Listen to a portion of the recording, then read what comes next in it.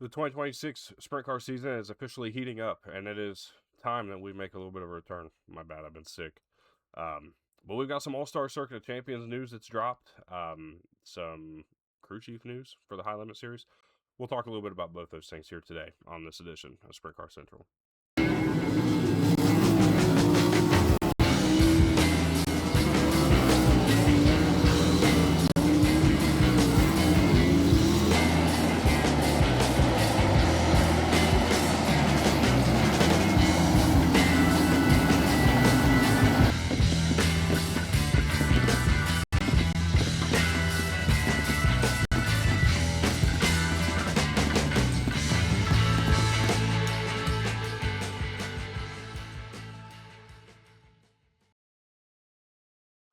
Welcome in to Sprint Car Central. It is February 28th at your time of seeing this, 2026, and we've got a lot to recap. Look, I've been under the weather.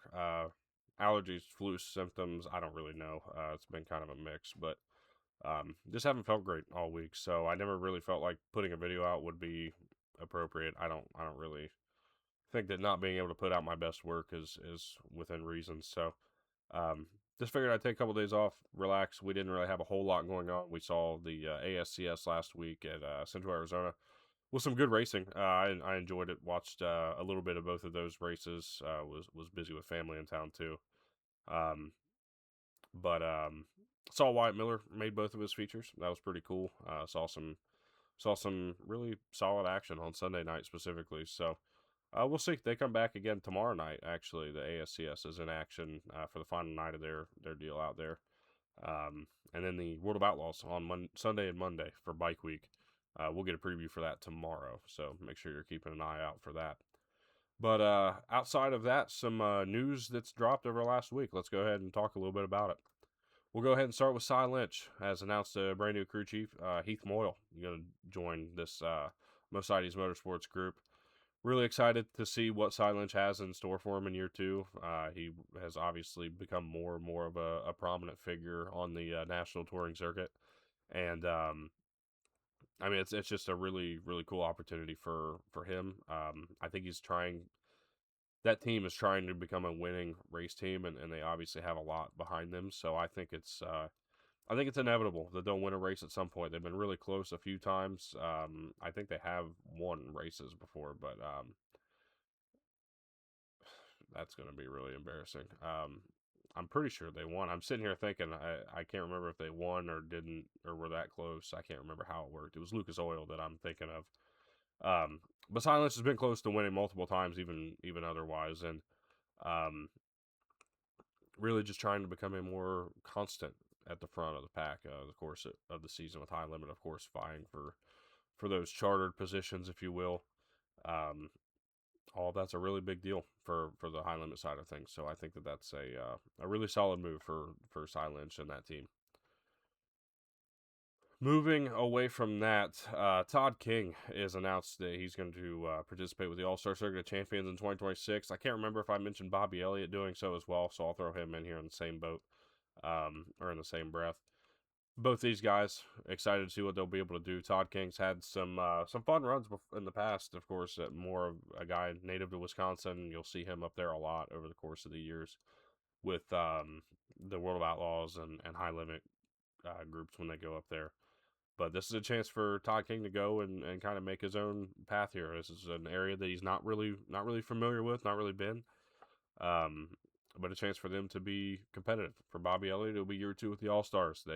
He kind of voiced some of his concerns here when he talked to us. We could tell he was going to go, at least I could with the conversation, the way it went, that he was going to become he's going to stick around with the All-Stars. But good to have that official announcement really back. And yeah, I'm really excited to see what some other names are popping up here over the last couple of days that I've heard wind of. So that'll be exciting. And with that, the All-Star Circuit Champions have announced some different incentives towards participating with the series, which is really cool. And honestly, a lot of people are reading between the lines on these already. There's a lot of people who have kind of put some things together, and that's kind of where I'll leave it. But they've announced a few different things. Their Maxim Rookie of the Year battle that'll come from anybody who's never participated in a touring 410 series before. Those names will be involved. They'll the man English again, just dealing with the illness. I think I got like flu brain or something. But no, in all seriousness, the Maxim Rookie of the Year, the winner of that, again with the stipulations previously mentioned, will receive a new frame and body kit from Maxim for winning the Rookie of the Year battle. So that's a really cool deal on top of the points fund. Really solid, incentive again to come out and be a part of it. The Champions Challenge, $10,000 to any non All Star champion from 2025 that can jump on and participate. There again, I ask you and tell you to read between the lines because these are announced because other things just have yet to be announced yet. So read between the lines on those. As for this one though, this one's more so just a really cool deal that I'm excited about. 5-star bodies jumping on board with the All Stars is a really cool situation, a really cool deal. And part of this deal is a lap leader award. Now, every night they will have a lap leader award that will just receive a Facebook post or a social media post, I should say. But they will also have a fund for the end of the year, and it's not really a fund; it is a prize for the end of the year. The most laps led in 2026, the driver who leads the most laps in 2026, I should say, receives a carbon fiber body from 5-star bodies to go towards their team. It's another way to really help give back to the teams for participating in the series. It's also a really solid incentive. It's, hey, look, we are putting out what we can. Obviously, the All Stars do lack the money that the National Touring Series do, obviously. But we are finding ways. We're working with our sponsors to give you guys as much as we possibly can, and they're doing a great job of it. I'm really excited for what this brings to the table. I'm excited to see what other names jump on board.